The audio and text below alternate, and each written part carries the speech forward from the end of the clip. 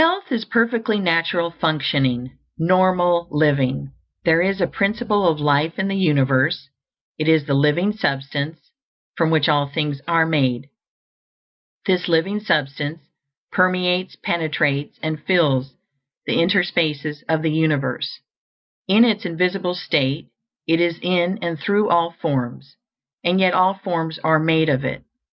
To illustrate, suppose that a very fine and highly diffusible aqueous vapor should permeate and penetrate a block of ice. The ice is formed from living water and is living water in form, while the vapor is also living water unformed, permeating a form made from itself. This illustration will explain how living substance permeates all forms made from it. All life comes from it. It is all the life there is. The universal substance is a thinking substance and takes the form of its thought. The thought of a form held by it creates the form, and the thought of a motion causes the motion.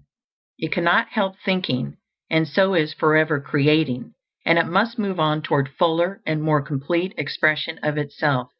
This means toward more complete life and more perfect functioning, and that means toward perfect health. The power of the living substance must always be exerted toward perfect health. It is a force in all things, making for perfect functioning. All things are permeated by a power which makes for health. Man can relate himself to this power and ally himself with it. He can also separate himself from it in his thoughts. Man is a form of this living substance and has within him a principle of health. This principle of health, when in full constructive activity, causes all the involuntary functions of man's body to be perfectly performed.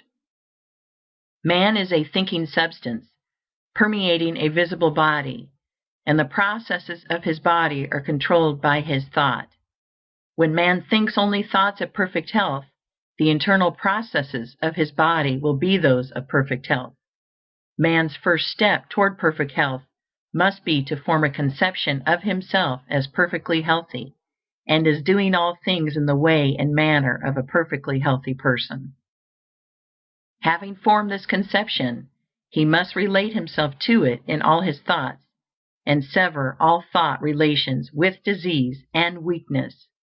If he does this, and thinks his thoughts of health with positive faith, man will cause the principle of health within him to become constructively active, and to heal all his diseases. He can receive additional power from the universal principle of life by faith, and he can acquire faith by looking to this principle of life with reverent gratitude for the health it gives him. If man will consciously accept the health which is being continually given to him by the living substance, and if he will be duly grateful therefor, he will develop faith. Man cannot think only thoughts of perfect health unless he performs the voluntary functions of life in a perfectly healthy manner. These voluntary functions are eating, drinking, breathing, and sleeping. If man thinks only thoughts of health, has faith in health, and eats, drinks, breathes, and sleeps in a perfectly healthy way, he must have perfect health. Health is the result of thinking and acting in a certain way, and if a sick man begins to think and act in this way, the principle of health within him will come into constructive activity and heal all his diseases. This principle of health is the same in all and is related to the life principle of the universe. It is able to heal every disease and will come into activity whenever man thinks and acts in accordance with the science of being well. Therefore, every man can attain to perfect health. End of chapter 17. Recording by Jill Preston. End of Science of Being Well by Wallace D. Wattles.